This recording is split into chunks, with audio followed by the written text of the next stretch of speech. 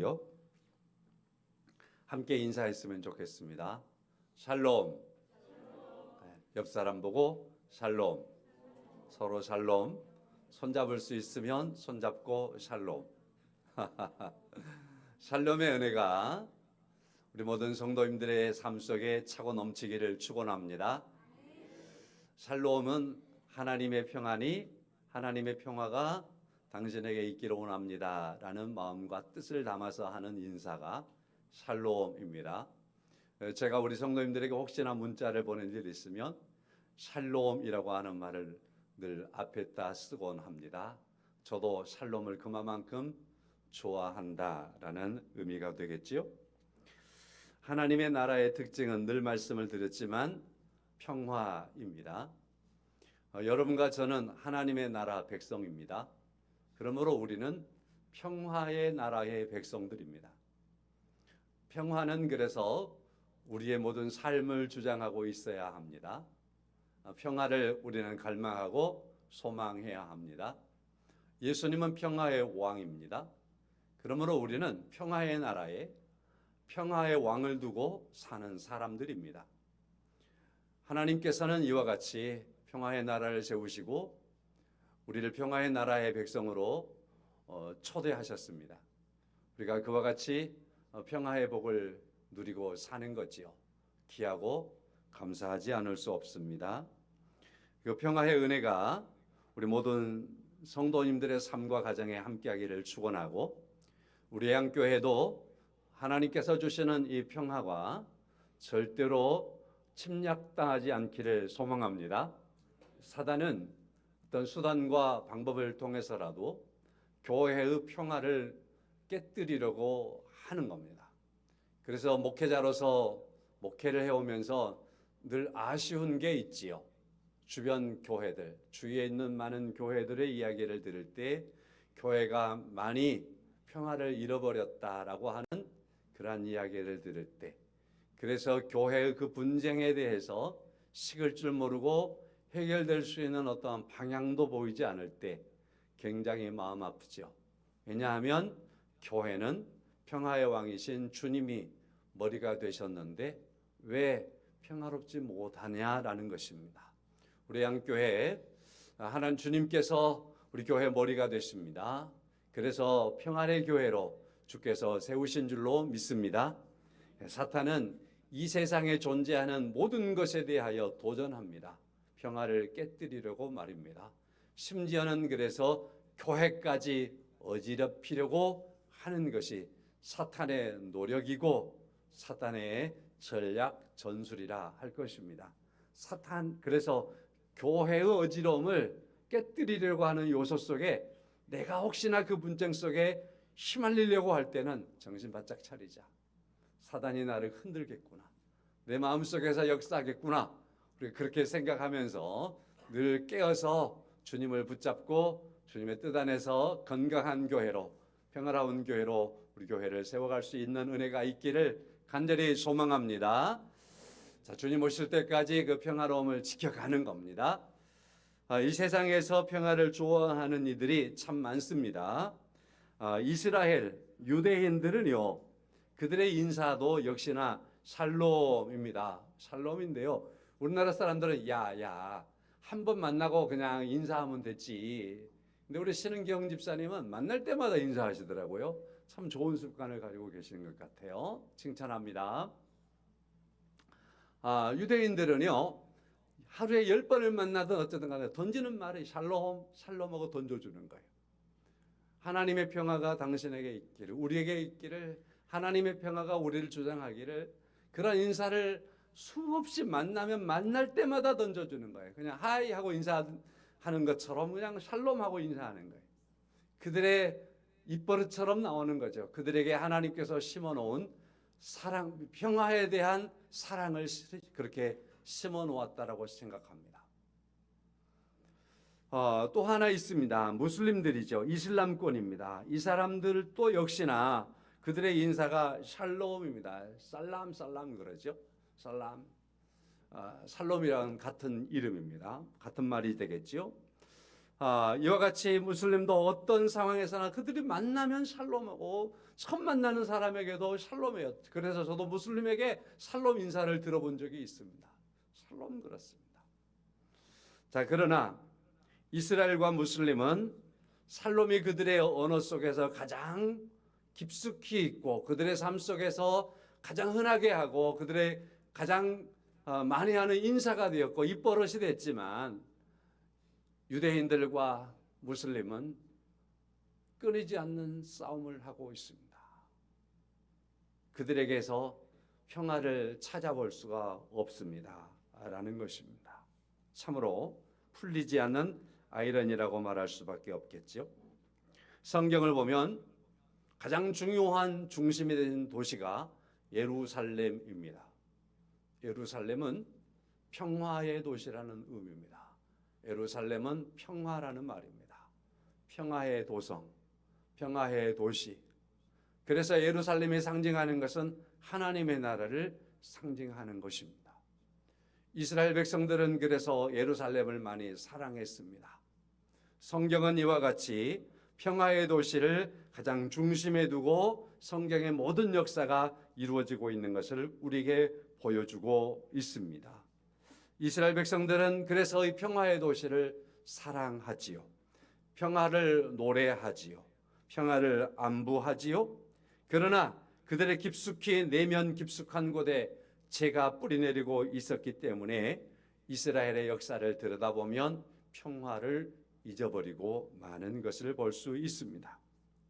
우리는 열왕기서를 이번 주간에 그리고 다음 주까지 보게 될 것입니다.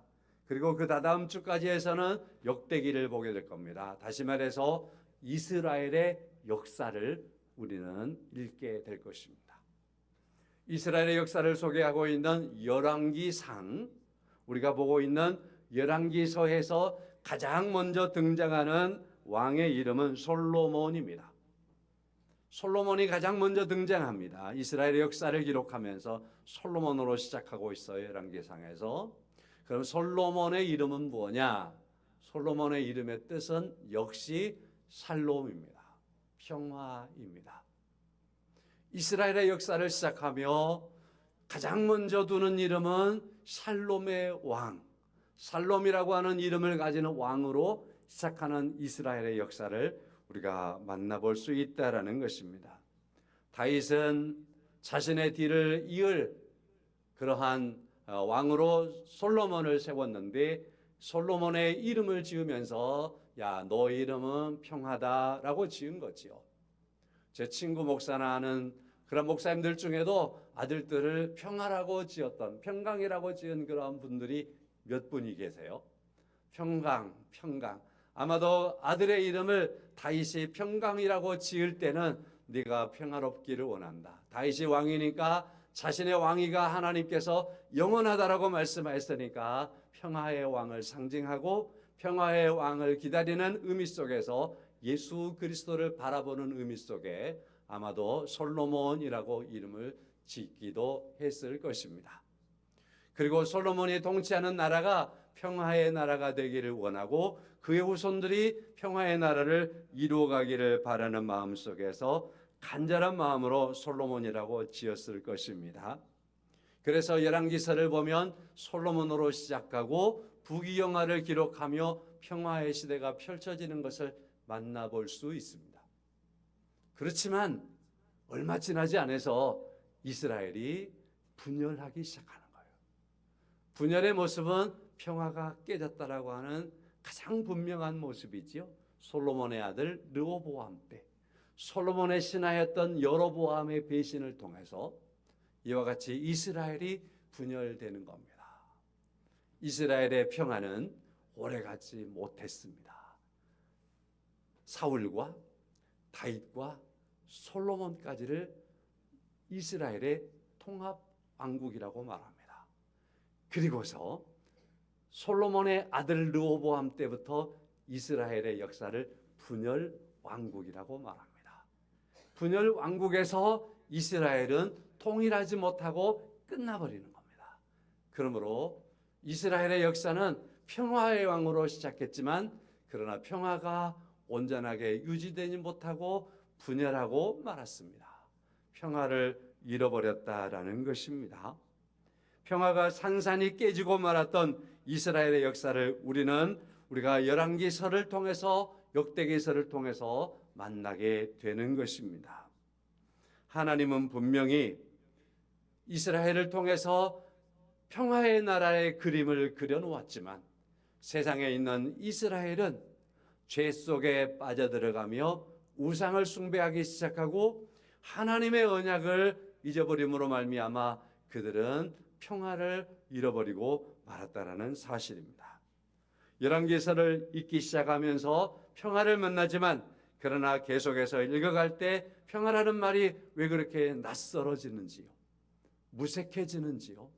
성도 여러분, 여러분과 저는 이러한 이스라엘의 역사를 넉 주간에 걸쳐서 읽게 될 것입니다. 한 가지 말씀을 덧붙여 드립니다. 그렇다고 해서 부정적인 의미만 생각하지 마십시오. 세상 나라는 이와 같이 죄가 존재하는 한 분열할 수밖에 없지만, 그러나 역대기를 읽어가면서 계속해서 하나님의 나라를 소망하면서 읽으시기를 바랍니다.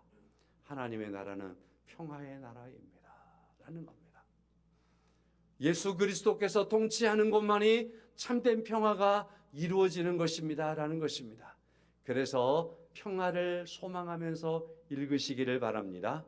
그리고 내 개인의 평화와 가정의 평화와 국가의 평화와 지금 세계 도처에서 일어나고 있는 이 무시무시한 이 전쟁, 이 무서운 이 전쟁, 그 전쟁을 하면서 자기 정당성만 얘기하면서 누구 하나도 잘못되었다라고 말하지 않는 그 주도자들 있는데, 성도 여러분, 세계의 나라가 평화를 회복할 수 있기를 위해서 기도하면서 역대기를 읽어가기를 바랍니다. 성도 여러분, 그래서 이번 성경을 읽어가는 이 이스라엘의 역사 속에서 하나님, 이 나라들이 지금 이 나라가 평화가 잃어가고 있습니다. 왜 그러는가요? 왜 그러는가요? 질문하면서 읽으십시오. 그러면 늘 죄가 묻어나는 걸 볼 겁니다. 우상에 만연하는 것을 보게 될 겁니다.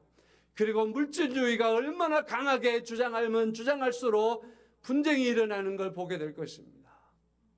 하나님을 잃어버리고 말씀을 잃어버린 곳에 분쟁이 일어나는 것을 볼 것입니다.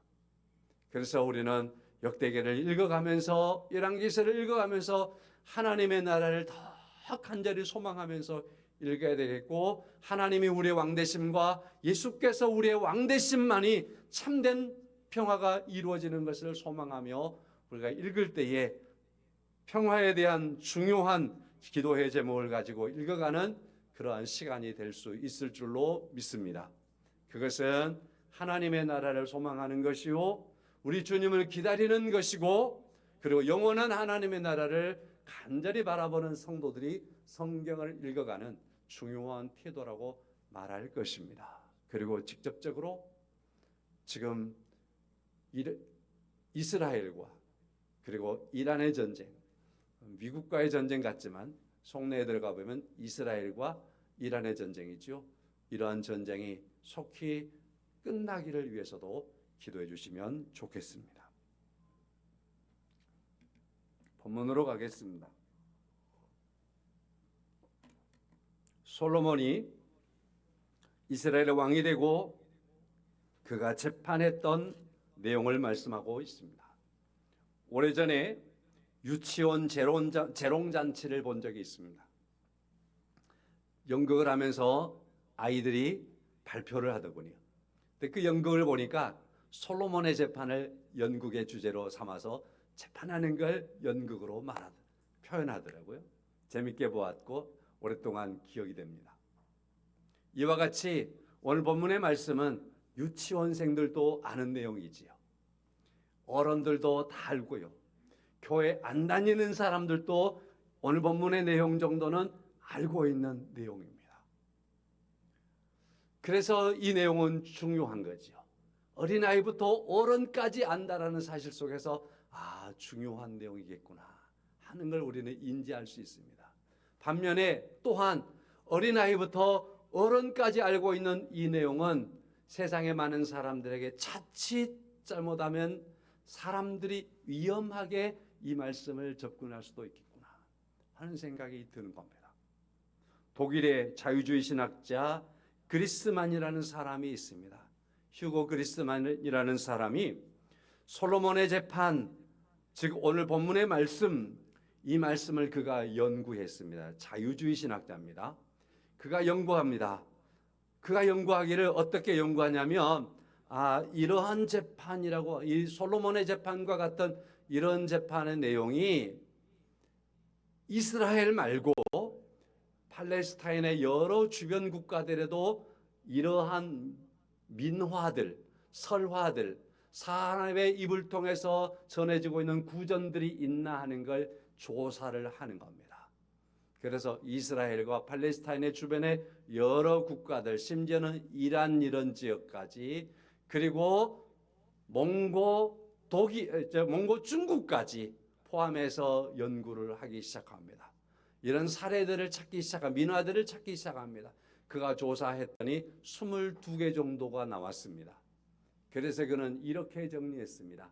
성경에 솔로몬의 재판이 나오는 이 말씀은 성경의 주변에 있는 동양권에 있는 많은 나라들의 민화들, 설화들, 구전들, 이런 것들이 있었는데 이것들을 가져다가 기록해 놓은 것이다 라고 발표해 버렸습니다.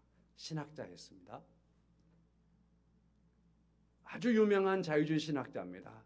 그래서 그 영향력이 얼마나 크게 작용했는지요. 그래서 오늘 본문의 말씀은 그냥 하나의 민요처럼, 하나의 구전되어지는 설화처럼, 호랑이 담배 먹던 시절에 우리나라에 있었던 어떤 옛날 이야기처럼 그렇게 흘러가는 이야기를 성경에 쏘놓았다라고 발표해 버렸다는 거예요. 오늘 본문의 말씀을 그래서 이 그리스만이라는 사람이 어떻게 만들어 버렸냐면 전능하신 여호와 하나님의 말씀을 동네 할머니가 어린아이들에게 옛날에 해줬던 그러한 이야기처럼 만들어버린 거예요. 사람들이 그냥 재미나게, 어린아이들을 그냥 재미나게 들려주는 한 이야기처럼 만들어버리는 거예요.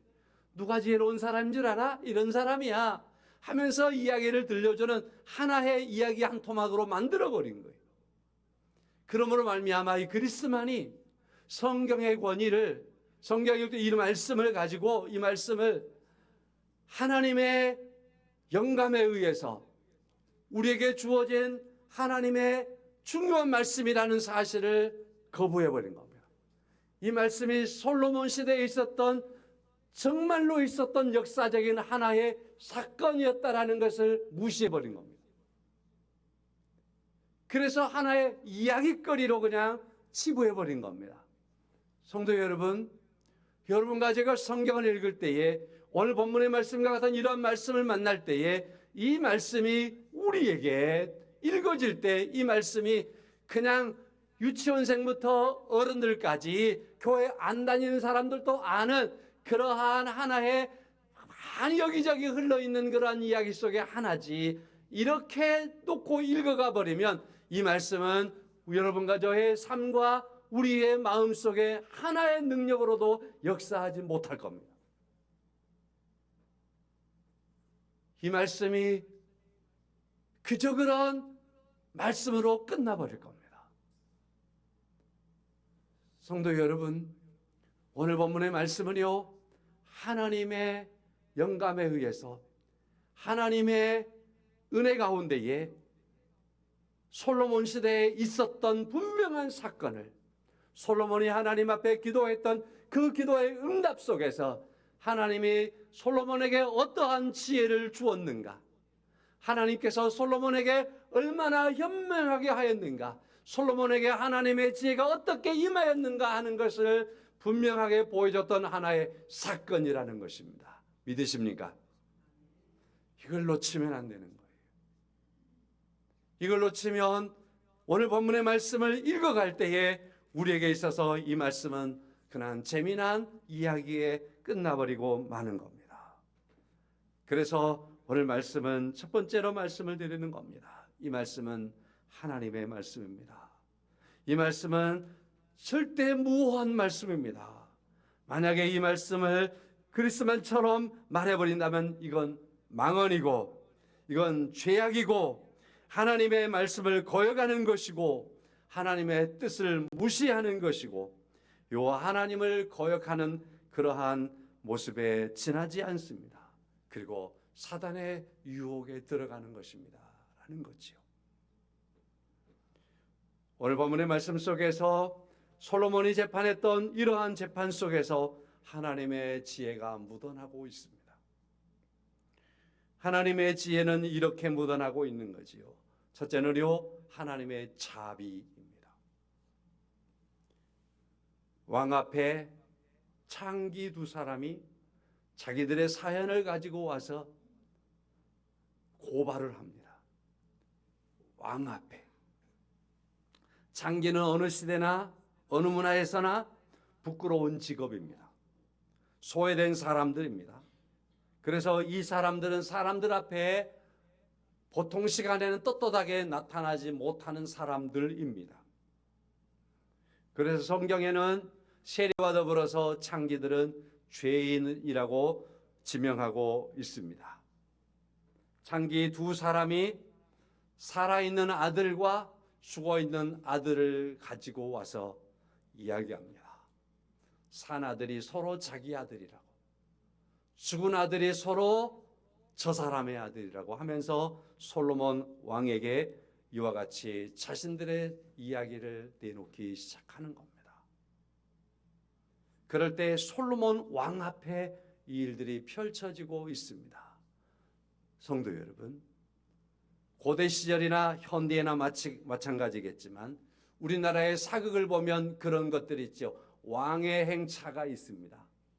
왕의 행차가 있으면 쉬 하면서 왕이 지나가는 것을 외치면 사람들이 다 사라집니다. 미처 사라지지 못했던 사람들은 길바닥에 넙뚝 엎드러집니다. 고개를 차마 들지 못하지요. 고개를 들면 큰일 납니다. 그리고 왕이 지나가고 나면 저 먼 말치를 바라보면서 왕이 지나가는 걸 봤다 그러면서 좋아하지요. 대감이 지나가도 쉬 하면서 지나가지요. 자, 그렇다고 한다면 창기가, 오늘 본문에 나오는 창녀들이 왕 앞에 나와서 자기의 사정들을 고발할 수 있다. 그리고 재판을 받는다. 근데 그 재판의 주심을 왕이 감당해 주고 있다. 이것은 솔로몬의 이야기 말고는 어디도 있을 수 없는 이야기입니다. 그렇지요? 자, 그러면 솔로몬이라고 하는 한 나라의 그 위대한 왕이 가장 천하고 죄인된 사람들의 재판을 그가 하나하나 감당해 줄 수 있다라고 하는 건 왕에게 그만큼 그의 백성들에 대하여, 그 백성이 창기가 되었던, 가난한 사람이 되었던, 무지한 사람이 되었던 간에 누가 되었던지 간에 왕에게 있어서는 그가 모두가 자기 백성이라는 겁니다. 그래서 그 백성에 대하여서 백성을 살피고 그 백성의 모든 것들을 들어주고 그리고 그 어려운 상황들을 해결해주고, 그러기 위해서 자기의 왕자의 자리를 크게 생각하지 않고 그 사람에게 자기를 낮추어 내려와서 그 얘기를 하나하나 들어주고 심리할 수 있다. 그것은 솔로몬의 이야기 속에서 재판에서 등장하는 이야기 말고 세상에 없을 겁니다.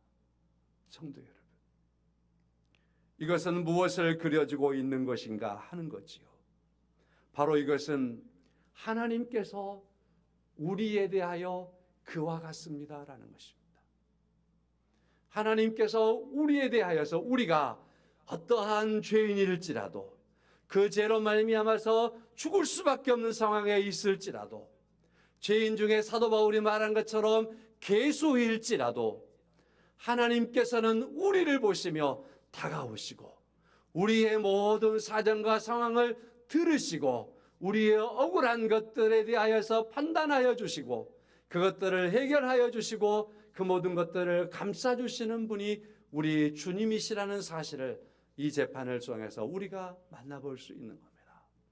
하나님의 자비, 하나님의 긍휼은 이와 같이 우리를 다가오심에 있습니다. 두 번째로는 하나님의 공의입니다. 공의로우신 하나님. 현재 사회에서도 가난한 사람들에게 대하여 억울함이 많고 소외된 사람들이 땅을 치면서 법이 부자들의 것인가? 강한 사람들의 것인가? 우리는 법이 있어도 법의 보호가 우리에게 없다라고 하면서 하소연하는 사람들이 얼마나 많은 세상이 현대 사회에서도 여러 곳에서 벌어지고 있지 않습니까? 그리고 현대 사회에서도 세계의 질서를 힘의 어떠한 권리로서 줄을 세우려고 하는 것이 세계의 모습이지 않습니까? 성도 여러분, 그런데 요즘 우리 사회에서 힘없는 사람, 서민들의 억울함이 없도록 해야 합니다라고 하는 말, 이 말이 해자되고 있지 않습니까?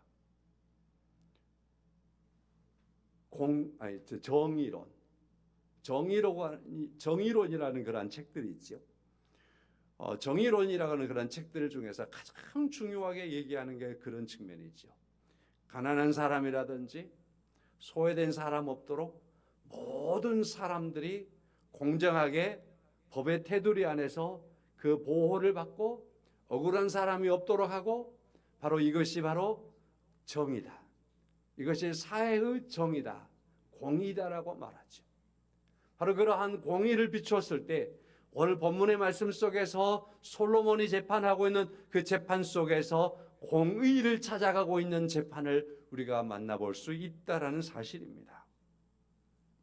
그러나 세상에는 이런 세상을 우리가 온전히 만나볼 수가 없는 것이 사실입니다. 그렇다고 해서 이것이 하나의 꿈에 지나지 않으면 안 되는 거죠.